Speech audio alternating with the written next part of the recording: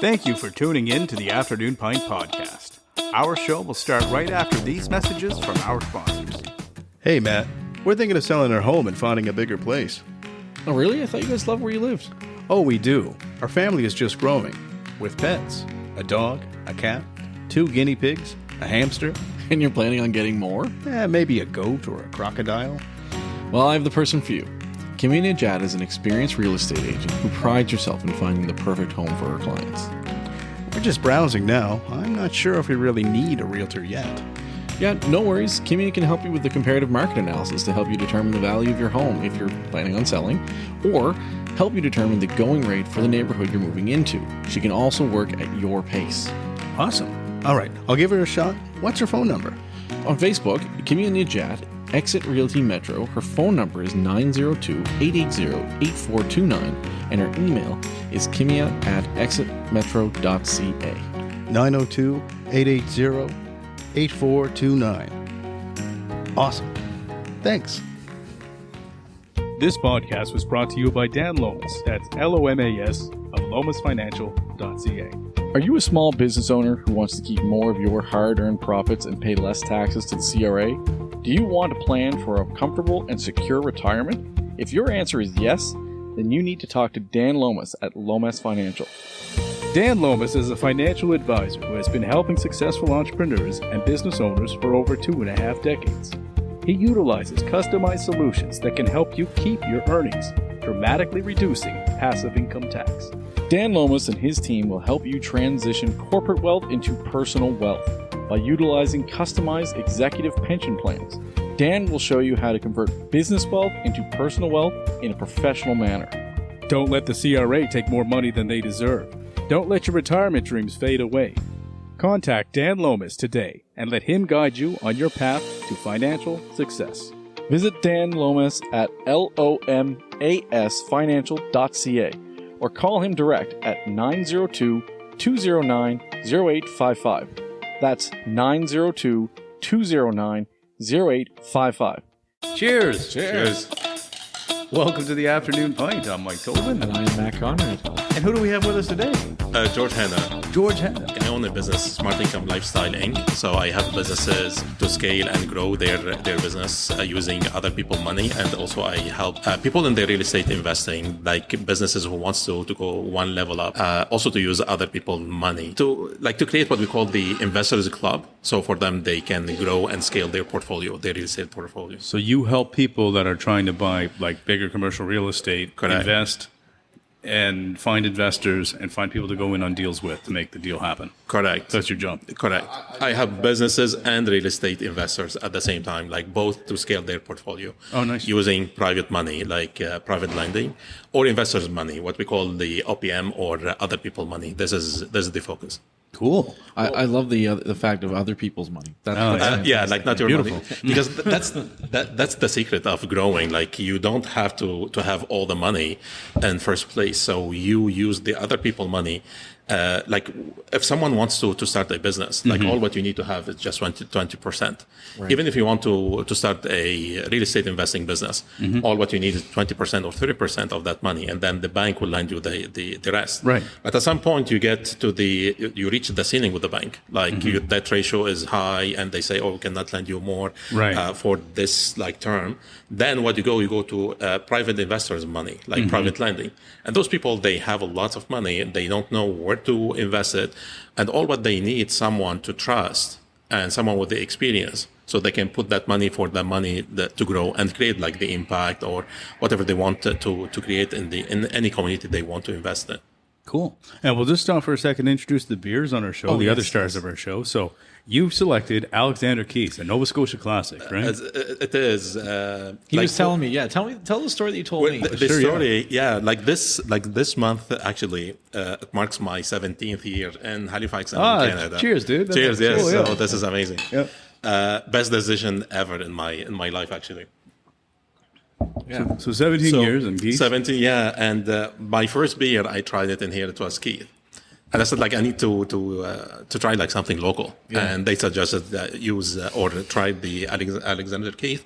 And it was my first try, and I loved it. Like, you liked it right away? Right away. I tried like many kinds after that, but for some reasons, I still fall in love. Maybe it's that's cool. Nostalgia or something, like with the moving, but still like the taste is your first taste of Canada. Your first taste of Canada, right? Yeah, it's a Canadian icon for a beer, that's for sure.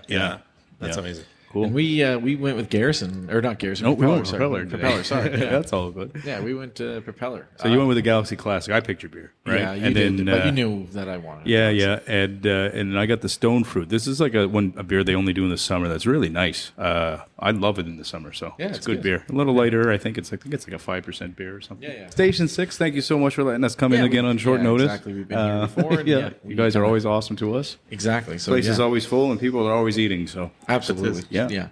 And so, kind of going back a little bit to like your beginnings, because you said that you first kind of came here 17 years ago. I met George. What is it like? 2011, I believe. Yeah, it was something like 2011, that. 2012, something along those lines. How'd you guys meet? We worked on a campaign together, political campaign, actually. Yeah. You're not in politics too, are you? I liked you until. I'm just joking. Oh no!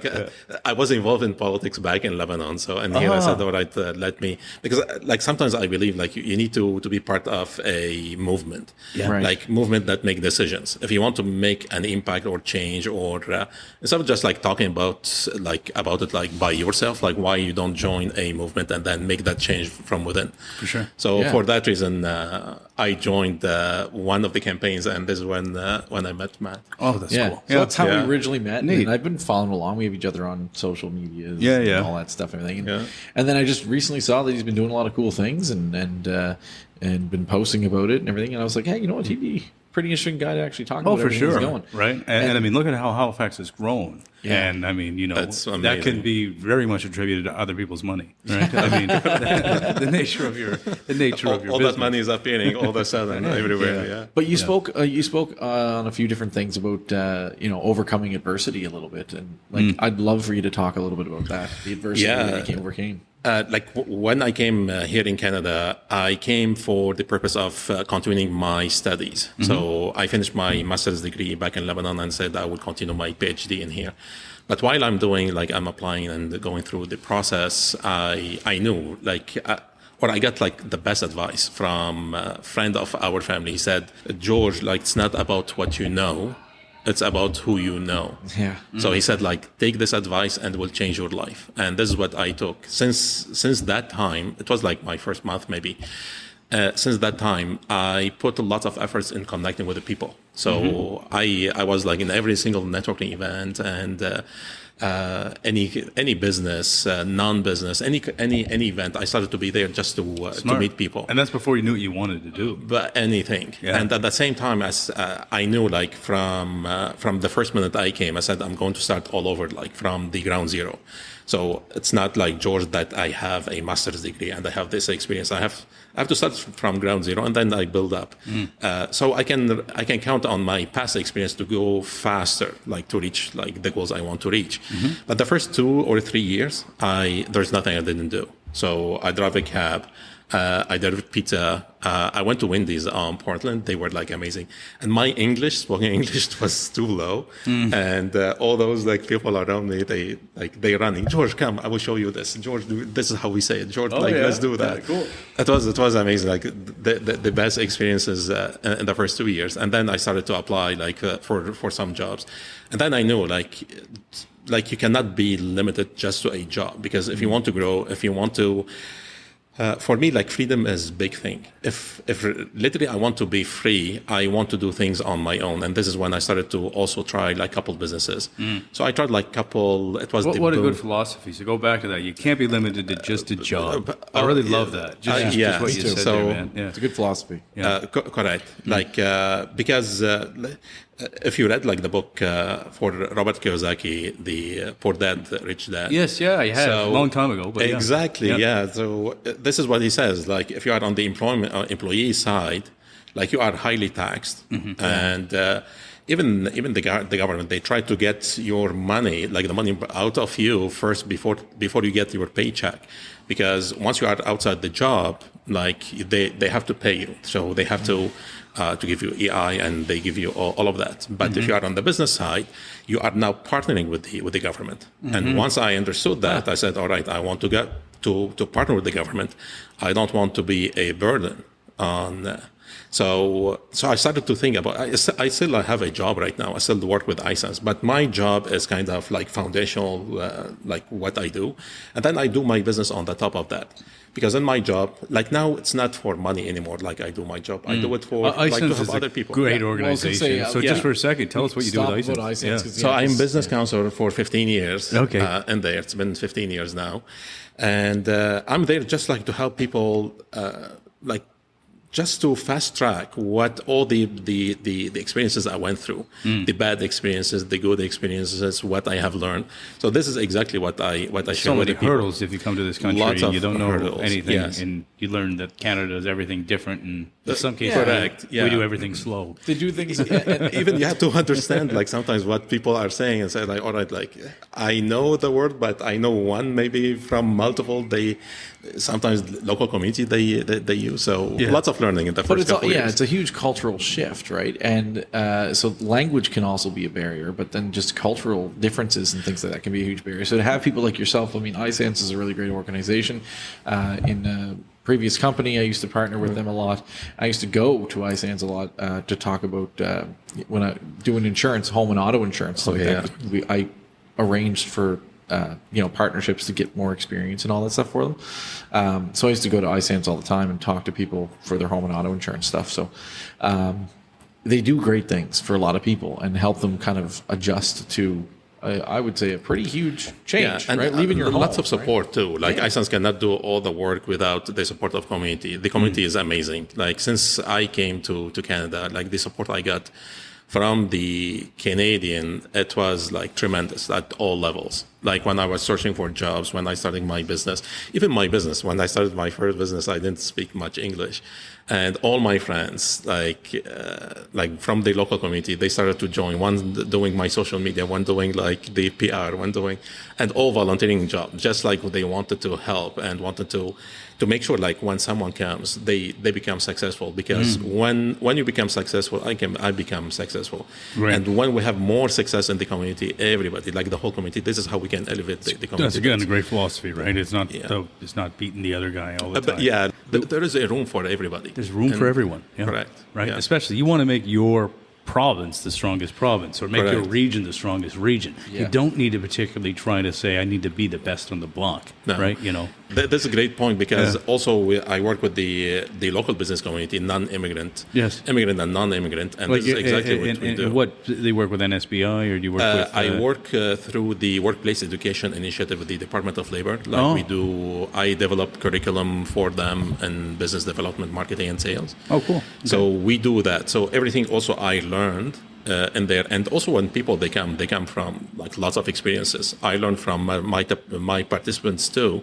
So I put all of those, and we keep like those courses rolling from kind of like one level to another. Mm-hmm. So we create kind of like a business community. Everybody is supporting everybody. And you can see like lots of success stories. This question is way left field, okay? But here it is. He's going to ask you, how do I become a millionaire? No, that's a lot. We were going to end on that.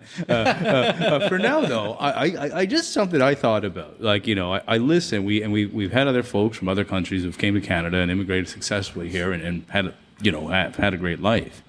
But one thing I notice is when I listen carefully is that, like, in their home country, they may or may not have had some much better way of doing things in the business community. When these great ideas happen, it'd be so cool to see those incubated in some vicinity, so we'd be consistently improving our own area. Correct. Yeah. Like, is there anything like that? Actually, like this is how it works. Yeah. Like maybe sometimes you don't feel it like when you are in Canada, because like in Canada, what happens when people start to move, when you move from one city to another, or one province to another, what happens? You are just like kind of like taking out like all the burdens and all the programming and everything that hold you back. So when I left Lebanon, when I came to Canada, all what I found that, it's kind of like I'm starting from zero. It's white paper, and I can start like out. I need to write everything on that paper. Like I need to create my life right now. So I feel now like when you change that environment, when you are like under stress, and like the first thing you feel, you want to go out, you want to do something, you want to move. Once you move, even from one city within the province, when you move from one place to another, it gives you kind of like an opportunity. Oh, wow, I can think better now. I can, like, this is something new. I can approach things in a different way. So all what I felt when I was back in Lebanon, just I want to leave. I didn't know why. And because I have my sister here in Nova Scotia for like 25 years at that time. Oh, wow. I said, yeah, or just he was like telling me before we got here that he has 7 sisters and 6 of them are teachers. Yeah. So he was telling me before. So any material you want, like You we can have never a be teacher right for at that table. from math to science. Oh, my gosh. So yeah, sorry to interrupt. But yeah, like and then like something I learned because I was big on psychology and human psychology, and the first thing I learned that literally if you want to change anything, you need to change your environment. So people they don't even know they are doing it. They just they feel the urge of moving, and when you move, you start from kind of like zero, and then you start to build up quickly what you want to build. So when people they feel stress, sometimes you don't have to change the environment. Like you change like the way you think, the way you practice. Like change who you're hanging out with. Yeah, like the beer could be, or get another one. Yeah. So when you do some changes, that will change like the whole perspective on how you look at things. And this is why, like talking about like how to become millionaires, this is exactly what they do. They every single month, those millionaires and billionaires, what they do is they pick up like something scary for them or something they didn't try before, because that tells them or that gives them a different perspective of doing things. Because the more they discipline themselves on doing new things, now they are disciplining themselves on learning something new, on developing new skills, on thinking a little bit differently. Right. And that's the core of achieving whatever like you want to achieve in life or in business or in money or any other aspect. I agree with that. It's funny. You may agree or disagree, but I've always heard from every entrepreneur who's like quite successful / famous, whatever, that I follow on socials. They always say that it's that first million that's the hardest. Correct. Right? After that, it gets a lot easier because, and I think I don't know because I'm not a millionaire, but maybe after I talk to you, we will be.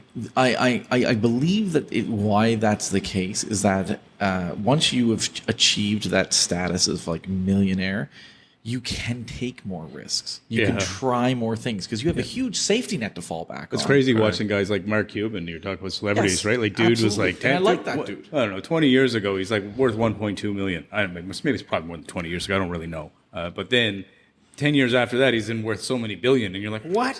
That's a crazy jump. Like, how did you go from there to there? Right? Like, but then the leverage with the money, I would say, would be the key component. He was saying freedom earlier, right? Or the freedom. And that's what it comes down to. Yeah. When you don't have to go to do a job 40 hours a week, you have 40 hours a week all of a sudden that you can think of a really great idea to work on, right? And that's kind of that's where it is. Like, I think that's the hardest hurdle to get over is like getting from your like work 9 to 5 job to getting to how do I replace those 40 hours instead of going to work for someone else and making them a bunch of money, making them millionaires, to doing it myself. So back to you and your job. Yeah. Like, so when you realized, I guess first, what came first with you? Was it your thought of investing and trying to get your first property, or was it your thought of like trying to help others get their first property? Like, how did your brain work on that? Actually, my first advice, like the first advice I got about real estate investing, it was like in 2010, but I didn't do anything about real estate until like 2021. Okay. So I knew like it is important to put your money in there, but I didn't know how it works. And even though like lots of my friends, they do real estate, but they were not able to teach me or to share like exactly how they do it. They just like say like do this and do that, And because like maybe I have lots of analytical mind, if I don't understand it first, I cannot do it. I'm like that. In that sense, I think Matt and I are both like that, right? Yeah. Like, I mean, I'm like, I'm slow. Talk to me like a child so I understand this, and walk me through the process so I feel like my own trust and my gut has to feel right. I'm also in insurance, and I'm not like, super like, I hate risk. I don't hate it. I mean, I like it, but I also like to be like really safe about it, right? Correct. Yes, and it all comes from like to knowledge. Like what is the risk at the end? Risk at the end, you are doing something. Maybe you are not skilled yet, or you don't have the full knowledge about it. So you jump on it and you take that kind of like calculated risk, and like it's going to build. Because without risk, like we cannot do anything. We cannot wait to learn everything in order. You learn like by doing. And then jumped doing real estate when I first did a course with a company based in Toronto. They have a big network across Canada and the US. So once I took the course, I said like, geez, like now I understand how it works. And this is when I started to do real estate investing, and I started to connect people with like people who are creating portfolio or they are doing development with the people who already have the money. So I'm doing like kind of like in the middle person between both. So that's I find that fascinating because how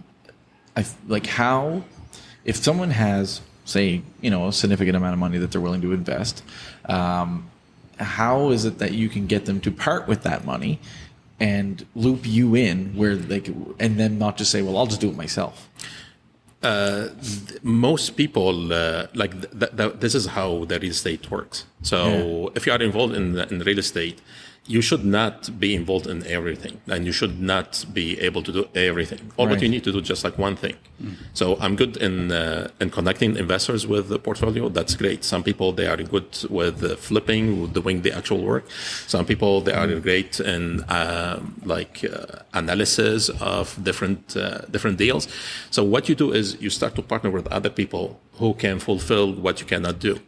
So most people, they have a lot of money. You go to doctors, you go to lawyers, you go to even business owners. So when I started doing the real estate, I didn't know where to start. So I said, I'm going to do kind of free workshop online.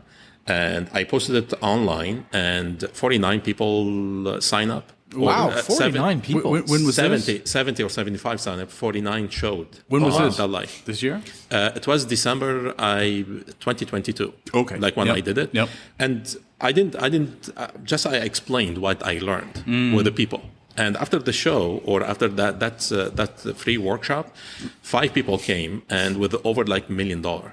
They said, George, business owners, like tailor shop, restaurant, you cannot even imagine, I said, oh, wow, just there is, then there are lots of money, but the idea is those people, they want to trust someone who can take care of their money, so they can grow that money together. And this is how I started with the real estate. Right.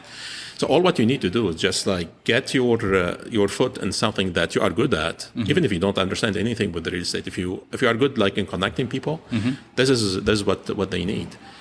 Go to developers and connect with lawyers, the business owners. Could be in the healthcare system. Lots of people they have money, and sometimes that money is sitting in the RRSP. Yeah. That now you can make maybe little with inflation, and because with real estate, inflation is calculated.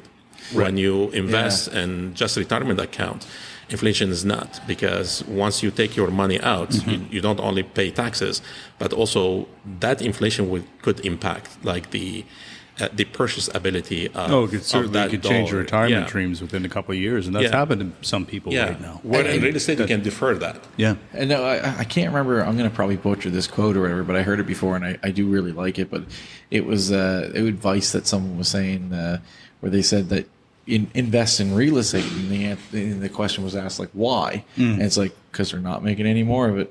And there's something to be said about that, right? We have the land that we have. Yeah.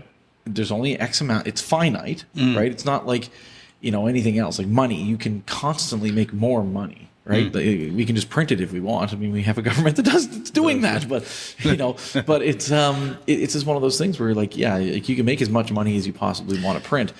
but you can't buy more land than exists. Right? Everyone knows it's a common thing that banks, like the digital number in a bank is far, far, far, far greater than the actual money they have in the bank.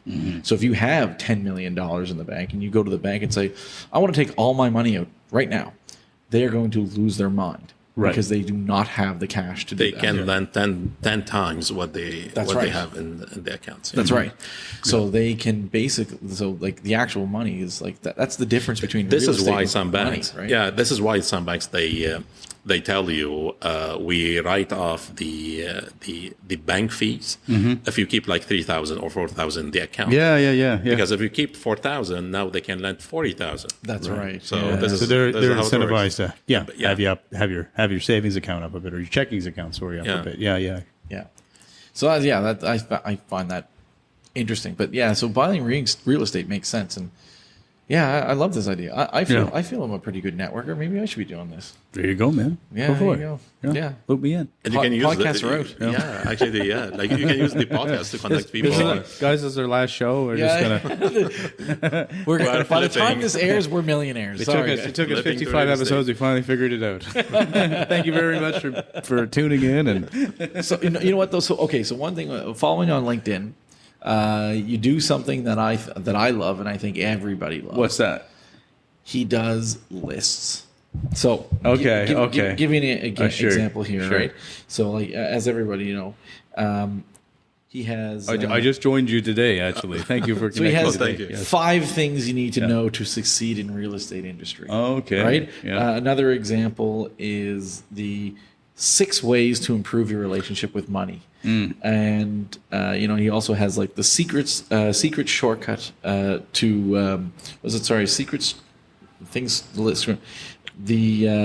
secret shortcut and the must skills have for every entrepreneur. These are some of the things cool. Like lists. Yeah. People love lists. Correct. Yes. They love lists everywhere. I watch lists all the time, even all the time. Like YouTube before bed. If you have a top 5, I will lose my mind. Grocery, have your own list. Yeah, what are the best Stallone movies? Seriously. Yeah, it doesn't matter what it is. You'd be like, what are the top 5 best plants? And I'm like, I'm going to watch this list. Yeah. And I don't even know anything about plants. Not to segue too far, but there's a guy that I can't stop watching on YouTube right now. I don't know the channel, but he rates foods categorically for nutrition. Like he'll do plants one week or nuts one week, and he'll do meat, and like what one gives you the best, micronutrients and all. I can't stop watching this guy, and he ranks them from S class to like F, like bacon's a fail, right? But like when you put a number, it's easier for people to see, or like this is only five steps or five points. It's much easier for them to And I think that's kind of key because like I think everyone wants to kind of like be told. You see in news articles now, and you're about to like, if you open like a news article on whatever, and you're about to read it, it'll say like 2-minute read, 5-minute read. People I think love that, so they know what they're getting into. Because if it's a long read, and they get halfway through it, and they're kind of like, I don't have time for this kind of thing, right? They don't want to get through halfway through a read and then be like frustrated that they can't finish it or whatever. I know I would be. And this is a quick marketing tip. Like, we do it for people who don't know you. Right. So when you use a list, when you use a number, it's easier for people who don't know you. We call it like in the cold market to say, oh, wow, like this is 2 minutes, so I can read it. Or this is just like 5 points. It's much easier to say instead of like watch like 90 minutes or come watch my workshop and I don't know how long I'm going to stay and I don't know this person yet. Yep. I'll be honest with you, I'm not going to watch a 90-minute video for anything. But if they say like, hey, top 10 things, and I don't see the 90, I'll probably stick there and stick it out for hours, right? For hours, right? Or whatever. But it brings them into you. I mean, exactly. to see something longer or watch some longer content. What are the 6 ways to improve our relationship with money? So have more of it. let's put it in more simplified way. Like when it comes to money, you need direct income and you need passive income. Yes. So direct income, either a job that paying you well or a business that you can grow. The only problem with the job, like you cannot grow like by yourself. You need to be promoted, and you need even the company or the organization to have the ability to promote you, because sometimes small businesses. Well, I mean, there's commission jobs where you can really push yourself to accelerate beyond the median, right? But correct. Like this is more like it goes like self-employed or like dentists and right. But businesses, you don't have a ceiling to what you can create. And if you go like if you start a business from zero, like right now businesses they go from $0 to $1 trillion. If you just like count those like 0 to 100K to 1 million, 1 million to 10 million, and go to trillion, like you have around like 10 level. Do you know like the percentage of people or businesses who cross the first level? Like we have in Canada 1.2 million in Canada and around like 33 million small business who account to 90 to 95% of both economies. Only 7% can make $1 million. Only 7% per year. Wow. Yeah, and this is crazy because most people, what they do, they come from the employment mindset and they open a business, and what they are creating, they are just creating a job for themselves. So I want to be my own boss, and that's it. And I mean that makes sense. Like if someone's making like $120,000, I mean a year. we see a lot now coming from insurance, like what people make in a year running their business. So that makes sense. Life loves growth. Yeah. So like when I deal with business owners, I say like, did you hear or have you heard about someone who stayed in grade 1 for 20 years? They say, no, like, like that's crazy. I say, I know, but every single business owner, they stay in grade 1 for 20 and 30, 40 years. Like you enjoy it in the first couple of years, but if you stay in there, you see like there's something they feel something is not working. Right. Either they don't have the right knowledge, they don't have the skills, they don't know even how to scale or how to grow their business. Yeah. So most businesses, they are just like at level 1 and they are living the other 9 levels. And this is when it comes like when the real estate comes into play, because real estate is, you can be active or passive in real estate, but this is where you start to put all the excess of cash that you do in your job or in your business, and you can grow that portfolio. Because with real estate, like real estate is based on partnership. Even real estate, you cannot do it by yourself. If you want to grow quickly in business and real estate, you have to partner with other people. Right. This is the best thing you can do. Even businesses like private equity companies, this is what they do. They keep buying like successful businesses so they can grow, and the other will come partner, and they don't buy you out like 100%. They buy you out kind of 60 or 70%, and they leave that 30% for you to keep doing the business. So you get your first check, and then the next check would be bigger than the first check. So you are partnering with those private equity firms to go from level 1 to 2, 3, 4, 5, whatever you can, you can grow with. Okay. So the easiest way to grow through those levels is with real estate investing. So this is why like having the right knowledge about real estate investing, how it works, and the most important, like you don't have to have money in first place. Now you don't have like the cash I'm investing. All what I do is and that's people. maybe a misconception that I believed. I mean, to be honest with you, I mean, Matthew and I now, right? We're working towards, saving money from what we're generating the podcast to passively put up a couple buildings, right? Yeah. So, that's a goal of ours. I'll give you an example. Yeah. Like a friend of mine, he's building like 70 unit. It could be 90 unit with the changes that HRM having. Yep. He doesn't have the cash. So what I'm doing, I'm connecting him with investors. So I'm connected with investors who have the cash. I don't have any money to invest with my friend. So I'm connecting both. So he has around 40 or 50%, it depends on the deal. They're going to hold like 40% or 30%. I would get like 10 or 20% of the deal just because I'm doing the work. Okay. So now I have 10% or 20% equity of this deal, 90 unit or 70 unit, and with no money down. So that's the concept of real estate. Let me ask you this: what are your liabilities with that? Like, if stuff goes sour, or things don't work, or buildings don't build, like real estate is under companies. It's like business. Yeah. So you put any building or any project under a corporation. So you deal with it as you are dealing with a business. Okay. So either corporation or could be a trust or could be a fund. It depends on the structure, or could be like what's called like limited partnership, general partnership. So it depends. But basically, those are businesses. Okay. Like real estate is pure business. So one of the real estate company I know in here, what they do is the holding company, this is their name, the brand name they hold, and under this company they have around 220 incorporation. for different projects. So what they do for every single project, they bring their investors, and it's an incorporation under this holding company. So all what they do, it's just like management. So even they don't have contractors in-house. Like contractors fight to work with them. Right. Because they have the power, they have the connections, and this is why it goes back to who you know, like the network that you build. So even like you doing this podcast, like if you turn the podcast into a network, into a community, like this is the power like people have. This is where the change start to happen. So yeah, and I think we're starting to build a little bit of that. Yeah. So this is amazing.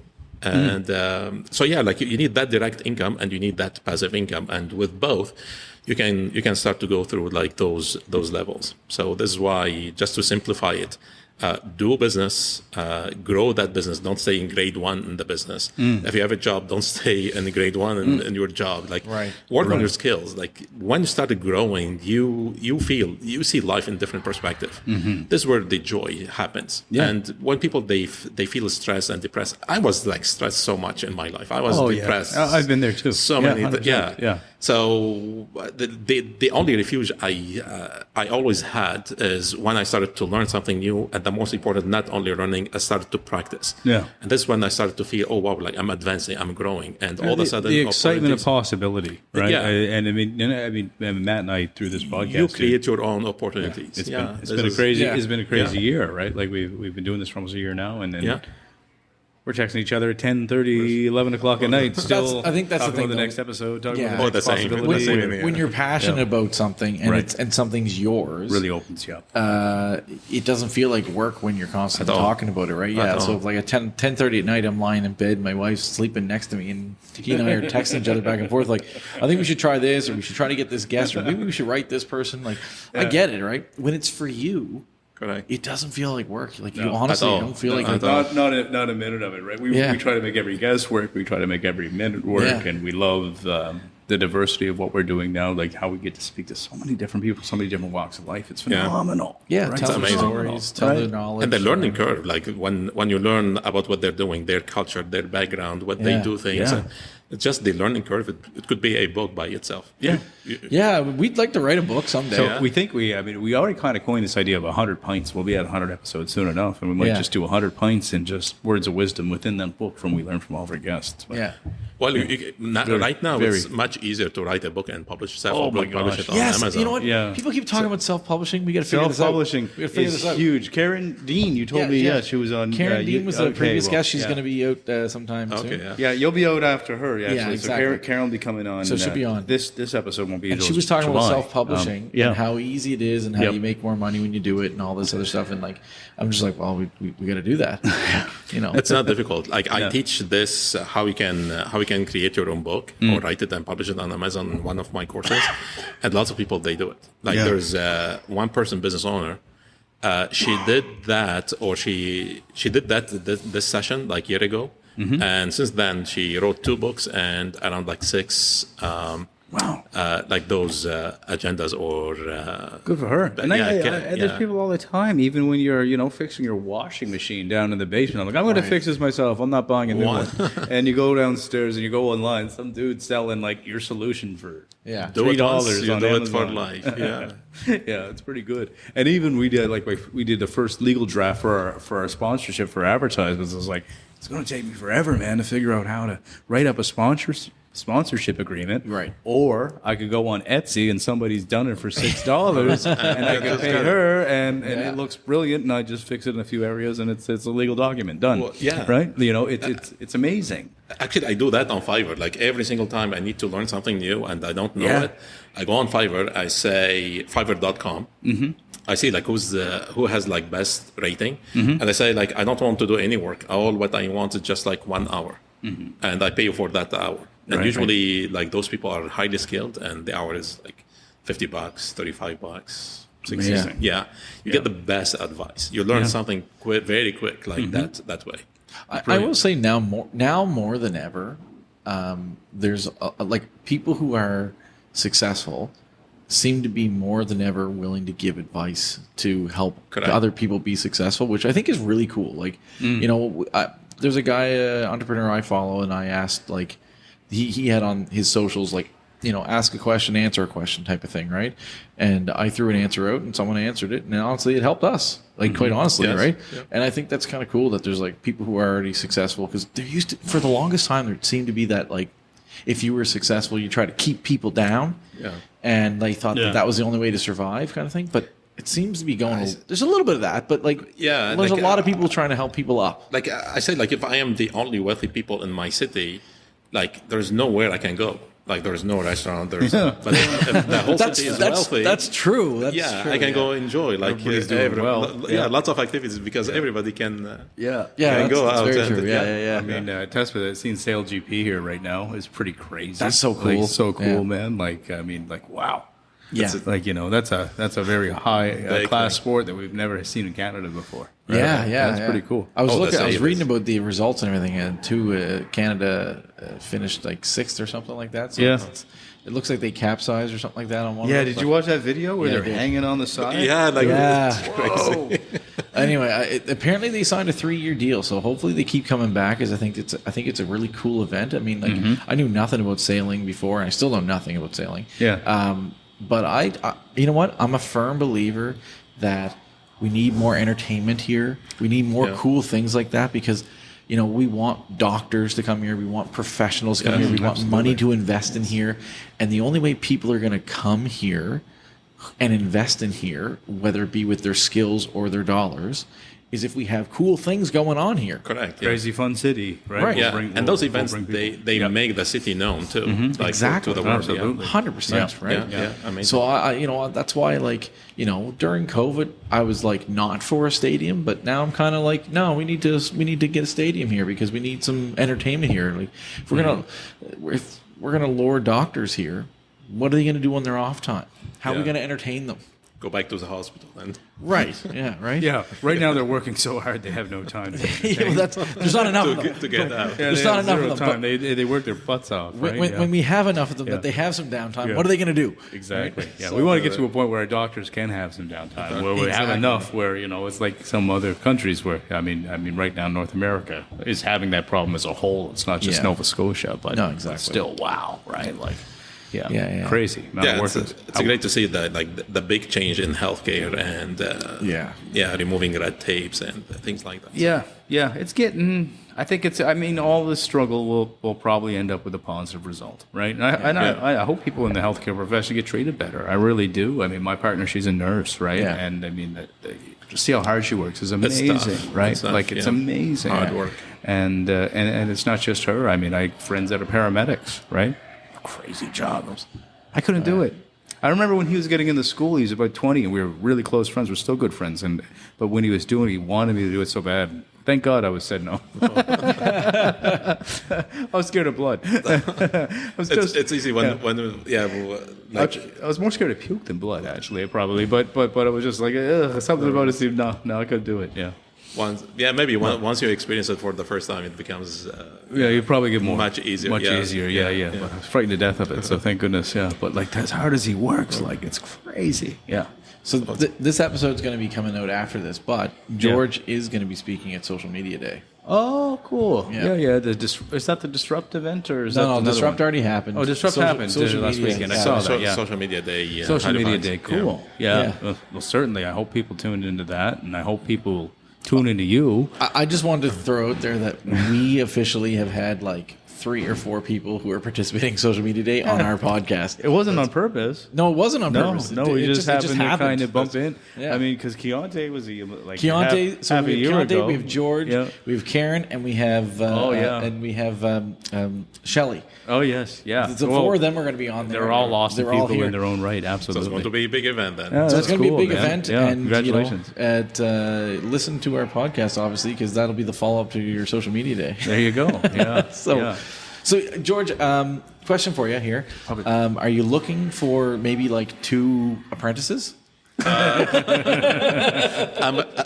I'm ready. Like I'm always looking for people to work with. Because we definitely we'd love to be the experiment of like 0 to hero or something like that, right? That'd be cool. Definitely, like any question for you, anything related to business development or business growth or real estate investing, like you or everybody or anybody who is listening to this podcast, like feel free to reach out. How can they reach out to you? How do you prefer? Social media. My social media is Coach George Hanna or Georges with S. Yes. So Coach Georges Hanna. Yeah. So you can find me on all social media like and that. that's on Just Instagram, Facebook, on TikTok. Even I'm on TikTok, but I don't use it much. So yes. Kind of like us. Yeah.